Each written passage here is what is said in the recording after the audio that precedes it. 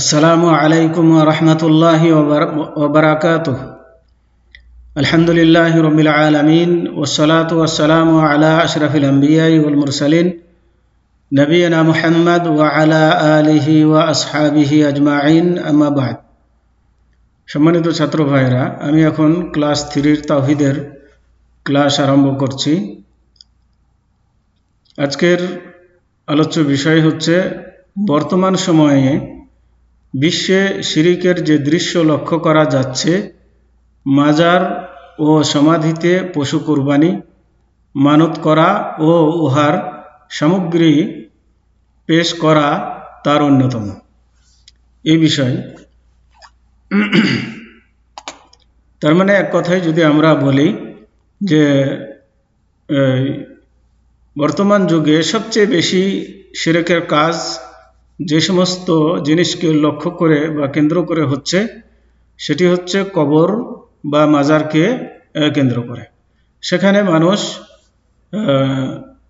পশু কোরবানি করছে, মানত করছে এবং সেখানে নজর নিয়াজ পেশ করছে, সেখানে গিয়ে সেজদা করছে, সেখানে গিয়ে মানুষ তার মনের চাহিদা ব্যক্ত করছে এবং কবরবাসীর কাছে তাদের সাহায্য কামনা করছে ইত্যাদি।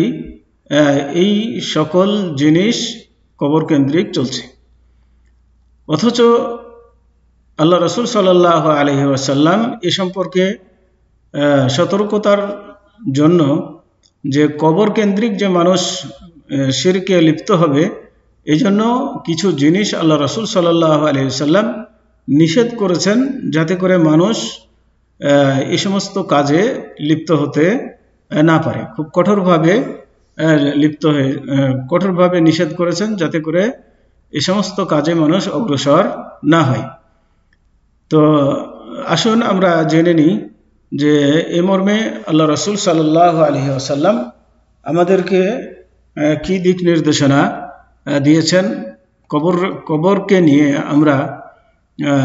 আমাদেরকে কতটুকু সাবধান বা সতর্কতা অবলম্বন করতে হবে, যাতে করে আমরা শিরকে পতিত না হই, সে ব্যাপারে আমরা জেনে নিই। নবী করিম সাল্লাল্লাহু আলাইহি ওয়াসাল্লাম তার উম্মতের জন্য যে সমস্ত মাধ্যম শিরক পর্যন্ত পৌঁছাতে পারে, তার সকল পথ তার কঠোর বর্ণনার মাধ্যমে বন্ধ করে তা হতে সাবধান করেছেন। সে সমস্ত শিরকের মধ্যে হলো কবরের বিষয়। তিনি এ নিয়ন্ত্রণের জন্য এমন এক যুগান্তকারী প্রতিরক্ষামূলক রীতিনীতি প্রণয়ন করেছেন, যার অনুসরণ করতে পারলে কবরের ইবাদত এবং কবরবাসীদের সম্পর্কে বাড়াবাড়ি থেকে রক্ষা পাওয়া সম্ভব।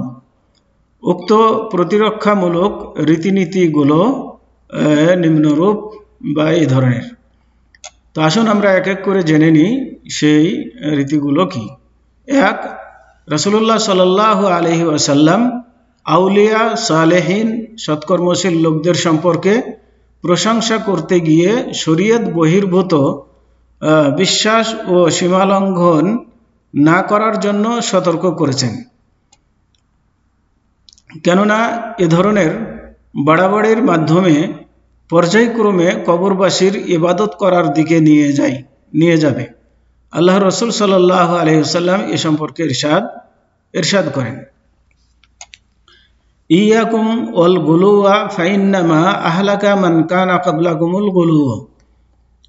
অর্থাৎ তোমরা বাড়াবাড়ির মাধ্যমে শরীয়তের সীমা লঙ্ঘন করা হতে সাবধান থাকবে, কেননা তোমাদের পূর্ববর্তী বহু জাতি এই সীমা লঙ্ঘনের ফলে ধ্বংস হয়ে গেছে। আহমদ ও তিরমিজি। তার মানে এখান থেকে আমরা যেটা বুঝলাম যে কোনো বিষয়ে অতি বাড়াবাড়ি করা ঠিক নয়। এই বাড়াবাড়িটা মানুষকে ধ্বংসের দিকে নিয়ে যাবে। তার মানে অতিভক্তি করতে গিয়ে শরীয়তের বিধানের নাই এমন কাজ করে ফেলা। তো এ কারণে মানুষ কি হয়, ধ্বংসের দিকে এগিয়ে যায়। আল্লাহ রসুল সাল্লাল্লাহু আলাইহি ওয়াসাল্লাম আরও বলেন যে লা তুতরুনি কামা আতরাতিন নাসারা ইবনা মারিয়ামা ইন্নামা আনা আব্দুল্লাহি ফাকুলু আব্দুল্লাহি ওয়া রাসূলুহু। অর্থাৎ তোমরা আমাকে সীমাতিরিক্ত প্রশংসা করো না, যেরূপ খ্রিস্টানরা মারিয়াম এর পুত্রকে অর্থাৎ ঈসা আলাইহিস সালামকে সীমাতিরিক্ত প্রশংসা করেছিল। নিশ্চয়ই আমি একজন আল্লাহর বান্দা, তোমরা আমাকে আল্লাহর বান্দা ও তার রাসূল বলবে।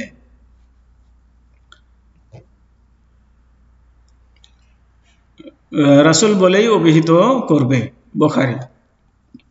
তাহলে এখানে আল্লাহ রাসূল আরেকটি সতর্কবাণী দিলেন যে অন্যান্য নবীর উম্মতগণ যেমন তাদের নবীকে নিয়ে বাড়াবাড়ি করতে গিয়ে তাদেরকে আল্লাহর স্থানে পৌঁছিয়েছে, এবং যেমন খ্রিস্টানরা তাদের নবীকে নিয়ে বাড়াবাড়ি করতে গিয়ে তারা তিন প্রভুতে বিশ্বাসী হয়েছে। তার মানে আল্লাহ একজন প্রভু, এবং মরিয়ম একজন প্রভু, এবং ঈসা আলাইহিস সালাম আল্লাহর পুত্র এবং তিনিও প্রভু, এই কথা তারা বলেছে। অথচ ঈসা আলাইহিস সালাম আল্লাহর পুত্রও নয় এবং তিনি প্রভুও নন, বরং তিনি একজন আল্লাহ প্রদত্ত পিতা ছাড়া মাতার মাধ্যমে আল্লাহর ইচ্ছায় জন্ম নিয়েছেন এবং তাকে আল্লাহ নবী করে প্রেরণ করেছেন। অতএব আমাদেরকে এতটুকুই বলা দরকার, বিশ্বাস করা দরকার যে ঈসা আলাইহিস সালাম হচ্ছেন আল্লাহর একজন বান্দা এবং তার রাসূল। এবং আল্লাহ রাসূল সাল্লাল্লাহু আলাইহি ওয়াসাল্লাম এই দেখে তিনি তার উম্মতরাও রাসূলকে নিয়ে বাড়াবাড়ি করতে পারে, এই জন্য সতর্কতা স্বরূপ বলেছেন যে তোমরা আমাকে নিয়ে বাড়াবাড়ি করবে না খ্রিস্টানদের মতো, বরং তোমরা আমাকে বলবে যে আমি একজন আল্লাহর বান্দা এবং তার রাসূল, এতটুকুই বলবে, এর বেশি কিছু বলবে না। আল্লাহর বান্দা মানে আল্লাহর দাস, গোলাম এবং তার রাসূল, প্রেরিত রাসূল। কিন্তু দুঃখের বিষয় হলো সত্য অনেক মানুষ সরাসরি রাসূলকে আল্লাহ বলে না, কিন্তু কিছু কিছু আকীদা এবং বিশ্বাস এমন পোষণ করে যার মাধ্যমে তারা আল্লাহর স্থানে রাসূলকে পৌঁছিয়ে দিচ্ছে। যেমন অনেকেই বলে যে আল্লাহর নূর থেকে নবীর সৃষ্টি, আল্লাহর নূর থেকে নবীর সৃষ্টি, অথচ আল্লাহ রাব্বুল আলামিন বলছেন যে লাম ইয়ালিদ ওয়া লাম ইউলাদ ওয়া লাম ইয়াকুল লাহু কুফুয়ান আহাদ। আল্লাহ থেকে কিছু সৃষ্টি হয়নি, আল্লাহ কাউকে জন্ম দেননি, তিনি কারো থেকে জন্ম নেননি এবং তার সমকক্ষ কেউ নেই। অতএব যদি আমরা বলি যে আল্লাহর নূর থেকে নবী সৃষ্টি, তাহলে সেটা আল্লাহ থেকে জন্ম নেওয়া হলো, তাহলে আল্লাহর একটা অংশে পরিণত হলো। এইভাবে মানুষেরা বাড়াবাড়ি করতে গিয়ে রাসূলকে আল্লাহর স্থানে পৌঁছিয়ে দিচ্ছে। নাউজুবিল্লাহি মিন যালিক। এর থেকে আমাদেরকে অবশ্যই সতর্ক থাকতে হবে, যেটি আল্লাহ রাসূল সাল্লাল্লাহু আলাইহি সাল্লাম আমাদেরকে সতর্কবাণী দিয়েছেন। 2, রাসূলুল্লাহ সাল্লাল্লাহু আলাইহি সাল্লাম কবরের উপরে কোনো প্রকার ঘর ও ভবন নির্মাণ করা থেকে সতর্ক করেছেন। সাহাবী আবুল হাইয়াজ আল আসাদি রাদিয়াল্লাহু তাআলা আনহু থেকে বর্ণিত, তিনি বলেন, আলী ইবনে আবি তালিব রাদিয়াল্লাহু তাআলা আনহু আমাকে বলেছেন, আলা আবআসুকা আলা মা বাআসানি আলাইহি রাসূলুল্লাহ সাল্লাল্লাহু আলাইহি ওয়াসাল্লাম আল্লা তাদা তিমসালান ইল্লা তামাস্তাহু ওয়ালা কবরাম মুশরিফান ইল্লা সাওয়াইতাহু। অর্থাৎ আলী রাদিয়াল্লাহু তাআলা আনহু আবুল হাইয়াজ আল আসাদি রাদিয়াল্লাহু তাআলা আনহুকে বলছেন যে আমাকে যে দায়িত্ব দিয়ে আল্লাহ রাসূল সাল্লাল্লাহু আলাইহি সাল্লাম প্রেরণ করেছিলেন, সেই দায়িত্ব দিয়ে কি তোমাকে আমি প্রেরণ করব না? আর সে দায়িত্বটা কি ছিল? যে কোনো প্রতিকৃতি অর্থাৎ মূর্তি দেখলে তা ভেঙে ফেলবে, আর যদি কোনো উঁচা কবর দেখো তাহলে সেটি মাটির সাথে সমান করে দিবে। তার মানে কথা বলার উদ্দেশ্য হচ্ছে এই যে মূর্তি এবং কবরকে উঁচা করে বাঁধা, এটা হচ্ছে শিরকের মাধ্যম। তার মানে এই মূর্তি একসময় দেবতায় পরিণত হবে, আবার উঁচু কবর দেখলে মানুষ ভক্তিতে তাকে সেজদা করবে এবং সেখানে গিয়ে কিছু পাওয়ার আশা করবে, যার ফলে এটা একটা শিরকের আড্ডাখানায় পরিণত হবে। এই জন্য আল্লাহ রসুল সাল্লাল্লাহু আলাইহি ওয়াসাল্লাম আলী রাদিয়াল্লাহু তাআলা আনহুকে বলেছিলেন যে তুমি যদি কোনো মূর্তি দেখো তাহলে সেটাকে ভেঙে ফেলবে, আর যদি কোনো উঁচা কবর দেখো, উঁচু করে বাঁধানো কবর দেখো, তাহলে সেটাকে ভেঙে মাটির সাথে সমান করে দিবে। অতএব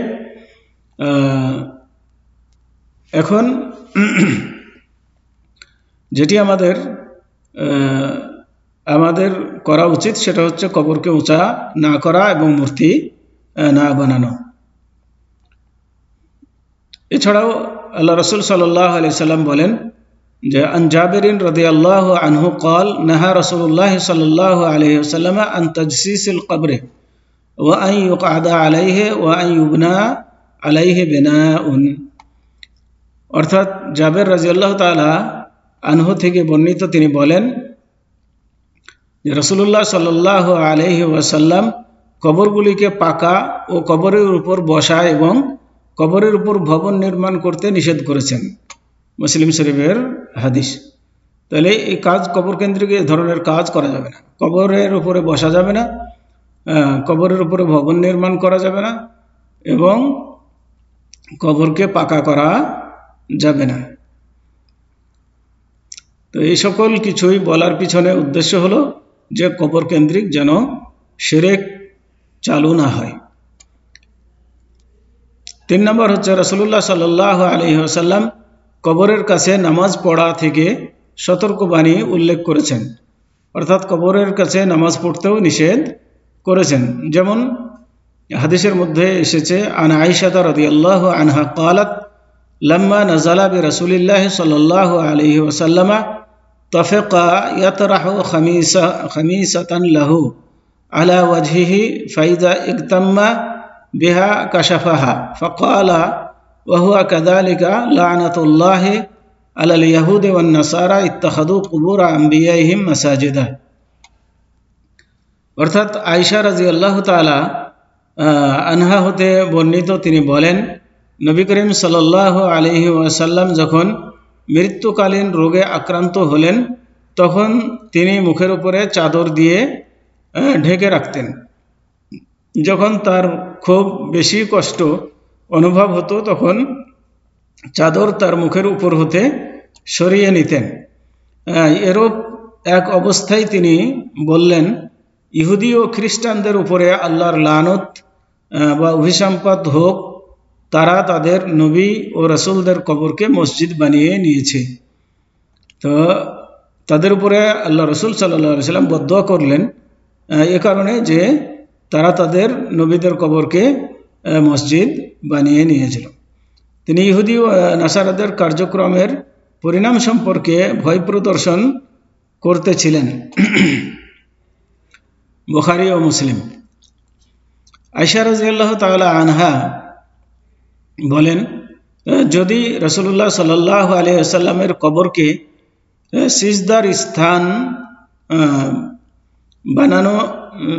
সিজদার স্থান বানার ভয়ের আশঙ্কা না থাকতো তাহলে তার কবরকে ঘরের বাইরে কবর দেওয়া হতো।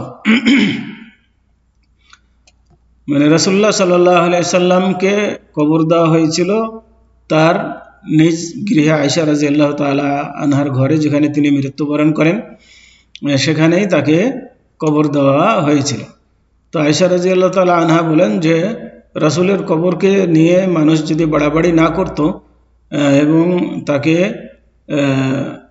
সিজদার স্থান বানিয়ে নেওয়ার আশঙ্কা না থাকতো তাহলে প্রকাশ্যে বাইরে কবর দেওয়া হতো।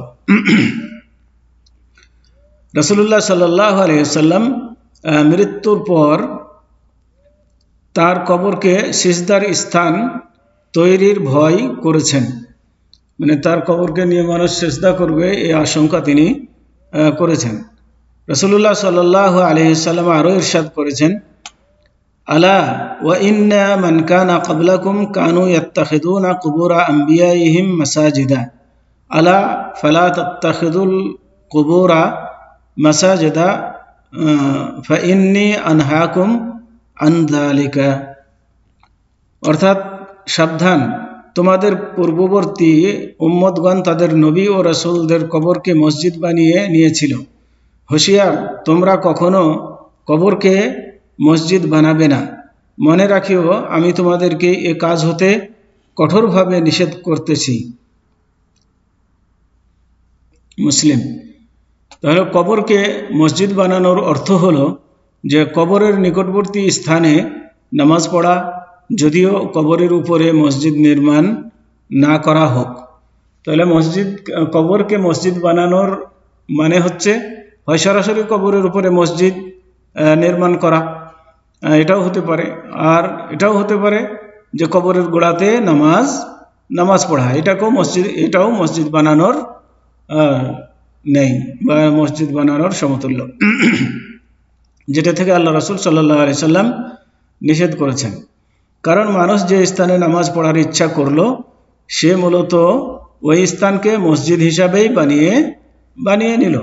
যেমন আল্লাহর রাসূল সাল্লাল্লাহু আলাইহি সাল্লাম ইরশাদ করেন, জুইলাত লিয়াল আরজু মসজিদান ওয়া তাহুরান, যে আমার জন্য জমিনকে মসজিদ এবং পাক পবিত্রতা অর্জনের মাধ্যম করে দেওয়া হয়েছে। তাহলে এখানে আল্লাহ রাসূল বললেন যে পুরা জমিনটাই হচ্ছে কি মসজিদ, যেখানেই মানুষ নামাজ পড়বে সেটাকেই মসজিদ হিসাবে বলা যাবে। তাহলে কবরের কাছে যদি কেউ নামাজ পড়ে, তাহলে সে যেন কবরকে মসজিদ বানিয়ে নিল।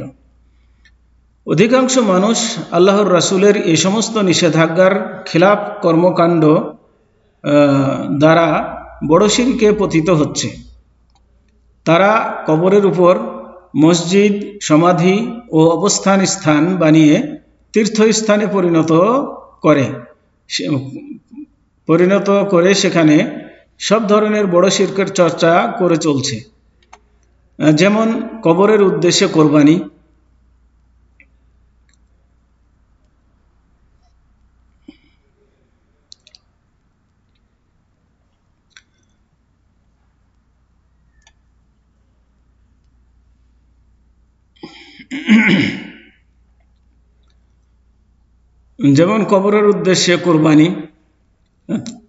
কবরবাসীর কাছে দোয়া, বিপদে তাদের কাছে সাহায্য চাওয়া এবং তাদের উদ্দেশ্যে নজর বা মানত করা ইত্যাদি, এগুলো সবই মানে আল্লাহ রাসূল সাল্লাল্লাহু আলাইহি সাল্লামের খেলাফ নিষেধাজ্ঞার অন্তর্ভুক্ত এবং এগুলো শিরকি কাজকর্ম। অতএব এর থেকে অবশ্যই আমাদেরকে বিরত থাকতে হবে, এতে কোনো সন্দেহ নেই। তো আসুন আজকে এ পর্যন্তই। ওয়া সাল্লাল্লাহু আলা নবিয়িনা মুহাম্মদ ওয়া আলা আলিহি ওয়া আসহাবিহি ওয়া বারিক ওয়া সাল্লিম। আসসালামু আলাইকুম ওয়া রাহমাতুল্লাহি ওয়া বারাকাতুহু।